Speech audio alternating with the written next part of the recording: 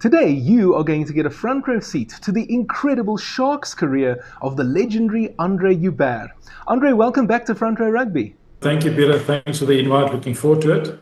So, Andre, we know that you started out at a team called Orange Free State. Tell me, how did it come about that you joined Natal? I was still in the Free State back then, and I just finished my varsity career, my army career, and then I had to make a decision, like a career decision. This year, am I going to go to Cape Town or to Durban? And so it was more career move. It wasn't actually a rugby move. And the decision was to come back to my old roots, where I was born in Natal, and I decided to take up a job with a bank. Back then, it was called NBS Bank, and then it became Nedbank. So I started there as a financial consultant, and then eventually on the money market. And yeah, that's how I came down to Durban. So it was more career move to secure my work experience with a company going forward, and then obviously playing part-time rugby, and that's how I ended up in Natal. I want to go into 1993 because you were playing for Natal as well as the Springboks in that year, but there was another player from the same region also playing for the national team, also at fullback, Hugh Reece-Edwards, and the two of you were actually competing for a fullback slot in both teams. Talk to me about your rivalry with Hugh. Yeah, I think, well, we had a rivalry when you played for Natal back then. I was playing for the Free State, so we had a lot of games against each other. And when I came down to Natal, I think it was about 4 to 5 years younger than Reece. And so the guys kind of say, listen here, we'd like to come and join the Natal. And I said, yeah, okay, back then, and I think Natal just got into the Currie Cup A division. I thought it was a good opportunity for me, to pursue, obviously, firstly, to my career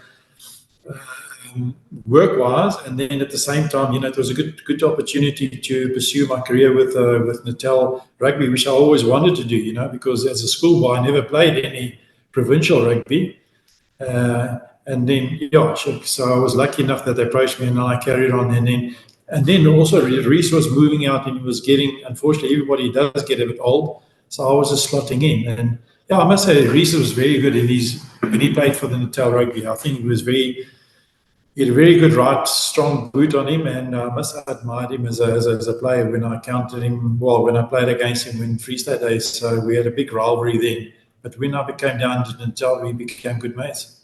1993 was a really good season for you guys. You reached the Currie Cup final, but unfortunately you were defeated at Kings Park. How disappointing was that? You can't win every Currie Cup. I think you learn more out of your losses than your winnings, So it was a tough one to swallow. And I think I was just on the bench at that game. I think I only came on the last 10 minutes. But we lost that game. But I think if you go on from there onwards, how we kind of learn out of that loss, and I think that loss actually helped us more in winning. I think after that we managed to 3 more Currie Cup wins, So yeah, so it was a tough one to swallow, but it was the start of my career at Natal. Well, it's the first Currie Cup final I've ever been, because unfortunately when I played Free State days, we were never fortunate to end up in a Currie Cup final. So at least I had a good taste what a Currie Cup final was about. And speaking of finals, the following year, 1994, Natal reached the Super 10 final. It was a precursor to the Super 12 and then obviously Super Rugby after that. How enjoyable was it to be part of a competition like that? Yeah, I think, that was like a next level. So it was nice to competing with overseas teams, all the New Zealand teams, all the Australian teams. And I must say, after the 93 and then 94 came, and then I think we had a very, very formidable Natal team. If you can look at all our experience, it was unbelievable. And I think that kind of set the trend for the next 90s, how strong our Natal team was. And it was, I think, and us also competing with overseas teams kind of measured us what a good team we were, and I think, I think the results kind of said it all. I think that year we played against Auckland in the final, in the Super 10 final. And if you can look at the amount of tries we scored, and I could just say it was a great honor to be part of that team, because they made it so easy for us to score tries. And then it was just an unbelievable team. Andre, for our viewers that may have forgotten or may not be aware, rugby was obviously very much an amateur sport still in those days. How difficult was it to get leave in order to be able to go overseas and tour Australia and New Zealand for a couple of weeks? The bank was quite very lenient, and back then we obviously had our job from 8 to 5, and then the training sessions was from 7 to 9 o'clock.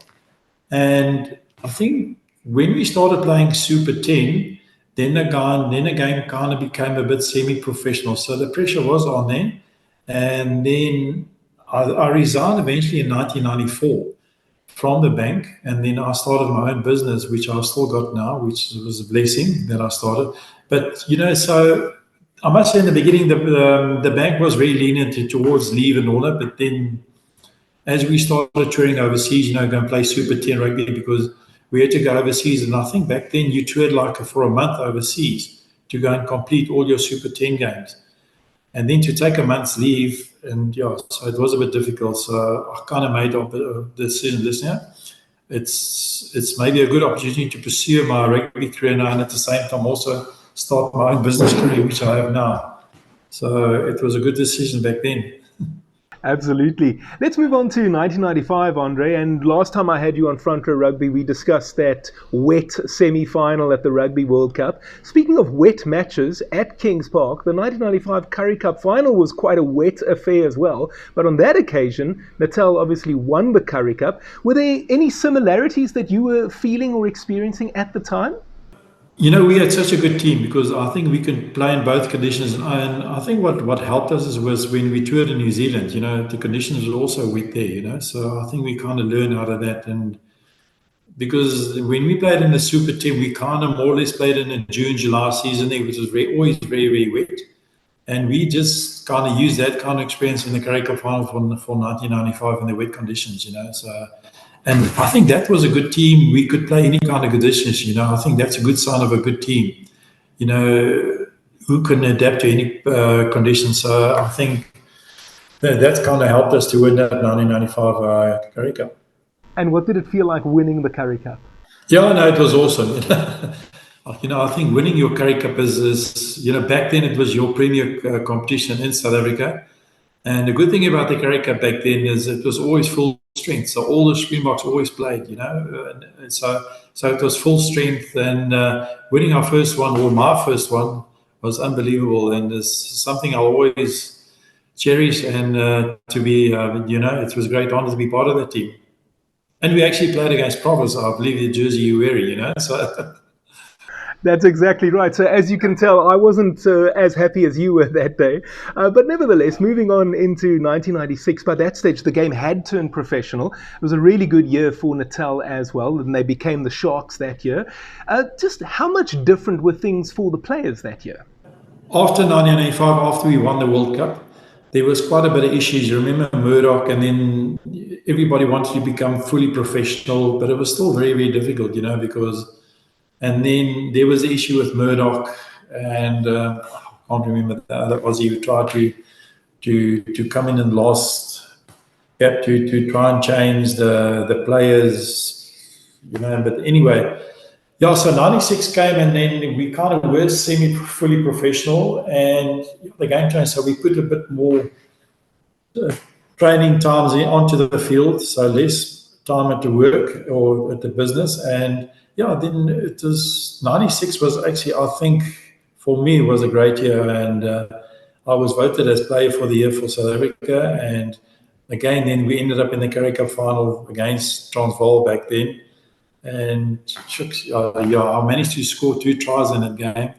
And I still remember the one where James, when I did a chip over, I can't remember somebody's head, and I gathered the ball again. And as I dotted down the ball and under the post, James came up to say, "Yes, why didn't you pass to me?" I was about 5 or 6 years older than James. I said, "Listen, James, you must keep up with the old buddies, to to score tries." So it was just a joke between us, and he laughed at me, said, "No, well done." I remember that clearly. It was a great moment, actually, and you guys winning the Currie Cup for the second year in a row. And let's stay on that topic because you'll remember well, Andre, it was the week before the semi-finals when the Springbok team was announced for the end of year tour and Francois Pienaar had been dropped from the box squad. And we saw Transvaal put in an incredible performance in their semi-finals straight after that announcement against the Blue Bulls, or I think they were still called Northern Transvaal. How wary were you guys of facing Transvaal then in the final, given what had happened with Pienaar? Transvaal had a very good team, and then I think you were right. They played in the finals of the Super 10 back then, and obviously France had been dropped from the team, and obviously the squad came out. I think they were very, very motivated, and we actually had to go play them in Joubert, but I think if you go and look at the record of Natal always playing in Joubert, for some reason we're always playing a very, very good game there, and I don't know if it was just a free-flowing kind of game because that's the approach we had. They try to keep it tight, and if you go and look at our Sharks team, we could play any brand of rugby. We could play it tight and play it wide, and up to halftime, the game was still very, very tight, and then I think everything started happening in the second half. Then we started spreading the ball a bit. Opportunities came, and then we just took it. And I think those two quick tries we scored, I kind of nailed Transvaal, and it was a hard one to come back from. So I think unexpectedly, I think everybody expected Transvaal to win, but on the day, any team can win because there's opportunity for both teams, and yeah, so any team can win on the day. And it was indeed a great moment for Natal. As I say earlier in this interview, they had already become the Sharks. And let's talk a little bit about that because it was sort of during the Super 12 that all happened. But let's speak about the Super 12 first. How much different was that compared to the Super 10, would you say? I would say it's still the same. It's just all the teams changed a bit, all the names changes, because from Natal then it became the Sharks, and then Transvaal became the Lions. And it was still the same, but I think just more teams were added, to the competition. It meant you had to stay longer overseas. You're on a touring, and I think the difficult thing for South African teams to go and play abroad was that you had to go and do it for a month to cover your schedule. So for us, it was more difficult there because you had to tour longer. I think it was easier for the Australians and for New Zealanders to come here because they only had to do 2 weeks and then to cover their 2 games, So we had to cover 4 games, so we had to do it every month. So I think that was the most difficult part. So the more teams that was added to the competition, the longer you had to go and spend overseas. And I think that's where the South Africans battled a bit.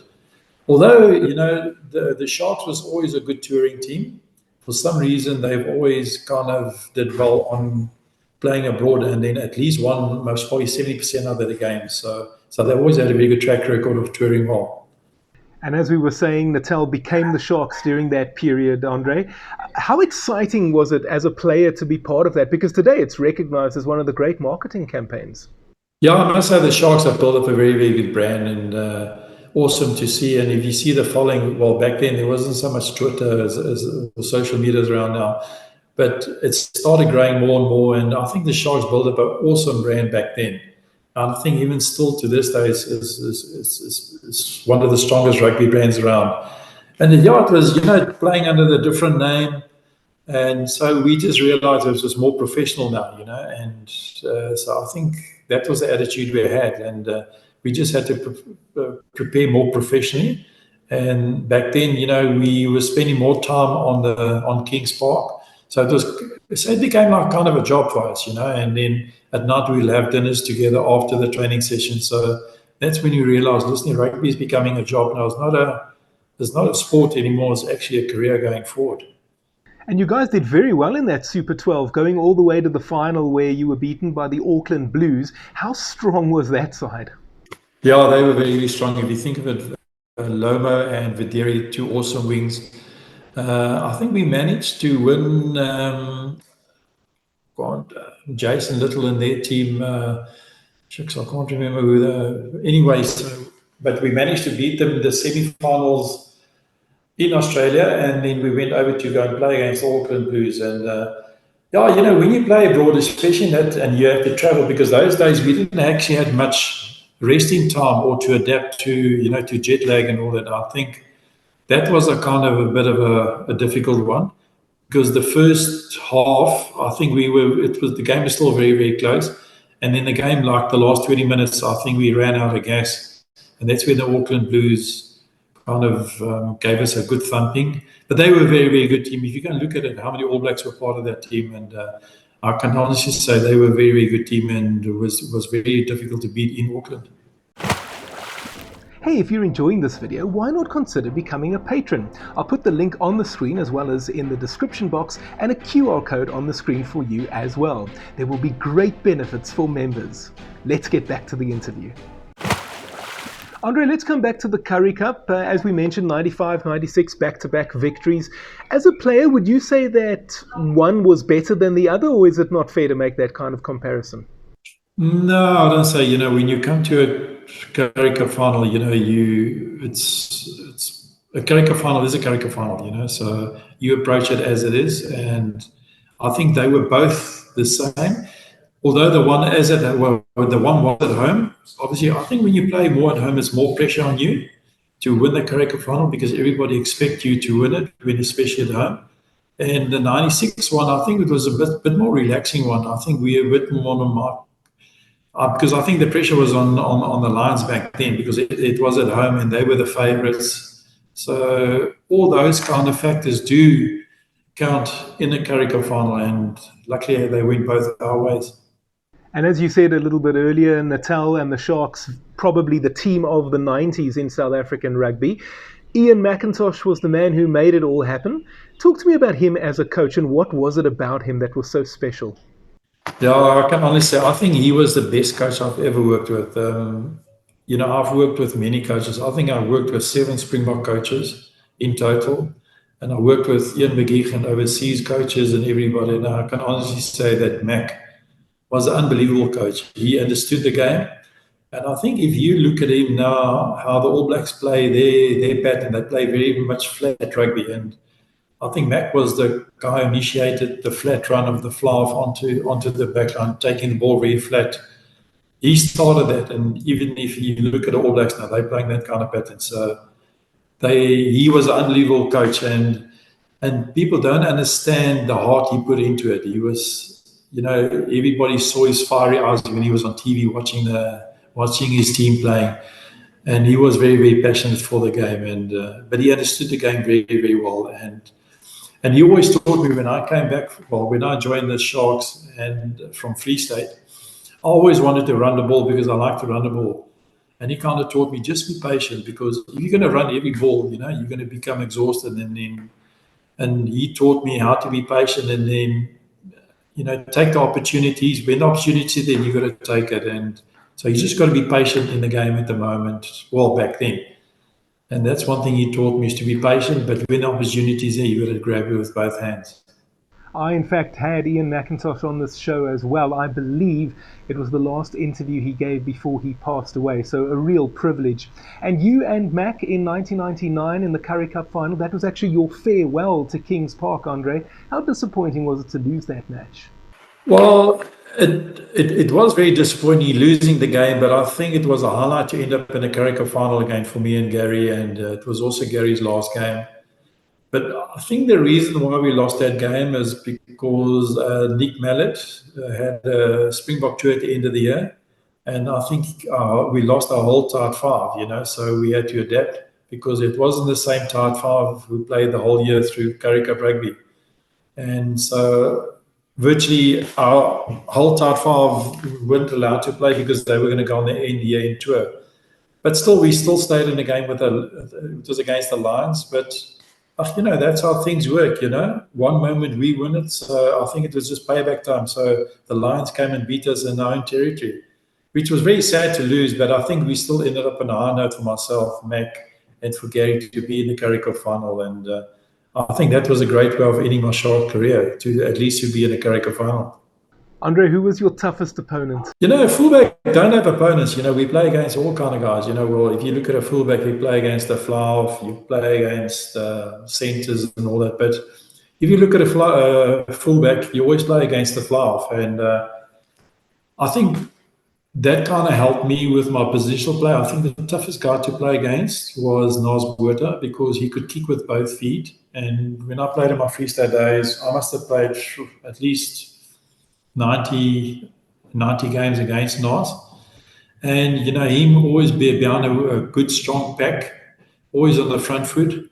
So I think he kind of helped me with my positional play because at the end of the day, I started reading his mind. And I think that's what a fullback should do is like read a flyer's mind. And he taught me a lot. And I think he was the toughest opponent that I ever played against because I had to feel these kicking balls everywhere. In the beginning, though, I was always out of position, but then eventually I managed to read his game and know where he's going to kicking, and that kind of helped me going forward to be a good positional player as a fullback. Andre, last time I had you on Front Row Rugby, you told me an hilarious story about how you guys gave Nick Mallett sleeping tablets on a Springbok tour. Is there a particularly funny moment that you can share with us from your time with the Sharks? Yeah, I think a funny moment, shame with the late Mac. I don't know if, this was in '94 and we were then touring with the Springboks were touring in New Zealand.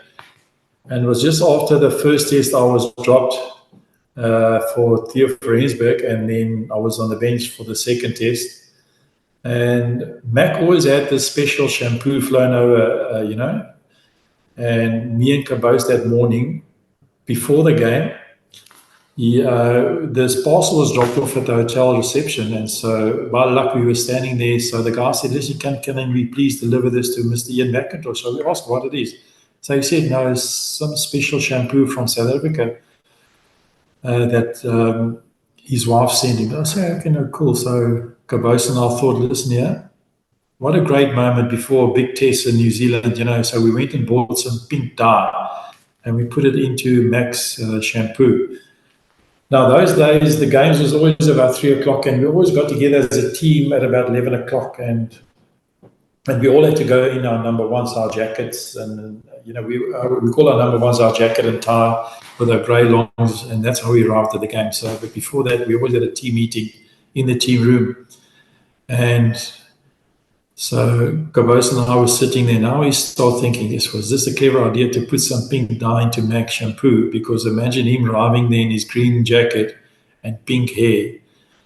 And we were sitting, and as Mac walked through the door, we still saw he had his silver foxy hair. And with relief, Cabos and I half-halved ourselves, said, thank goodness Mac didn't walk in there with his pink hair. And then afterwards, we actually... I was always inquisitive to say, "Listen, Mac, how did you find the pink shampoo? Well, why didn't you use it?" He said, "No, you could see that somebody did tamper with it, and there was a bit of pink dye in the shampoo, so he never used it." So I think, thank goodness, to this day, he never used it. Otherwise, I think Cabos and myself would have been on an early flight back to South Africa. So that was quite a funny moment at the time, but then I'm glad it didn't happen. That is indeed hilarious. I think it would have been great to see Mac with a different look in his hair. Andre, you did allude to it a little bit earlier, but just tell us, elaborate a little bit. What are you up to these days?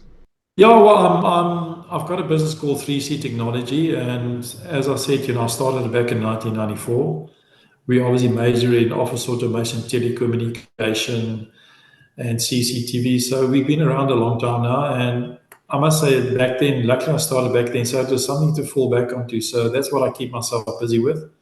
I've got staff of about 30 people working for me, but our life after rugby is still great, so it's nice to come to work and interact with customers and with my staff, and then be involved on a daily basis in the business. So it's very, very nice. It's refreshing actually, so it keeps me busy, and then once a week I try and play golf or fish. So that's my hobbies. Sounds good to me. Andre, let me say it was lovely having you on Front Row Rugby again. An absolute pleasure to listen to some of those old stories, and I really hope we can have you on again in the future. Cheers, Peter. Bye. Thank you so much for watching. This video is part of a series where I discuss Currie Cup and Super Rugby careers with some of our Springbok heroes. I've put together a playlist. You can go and watch all the other interviews right over here. Next time, we'll go back to normal when we discuss Springbok careers with our heroes from the past. See you next time.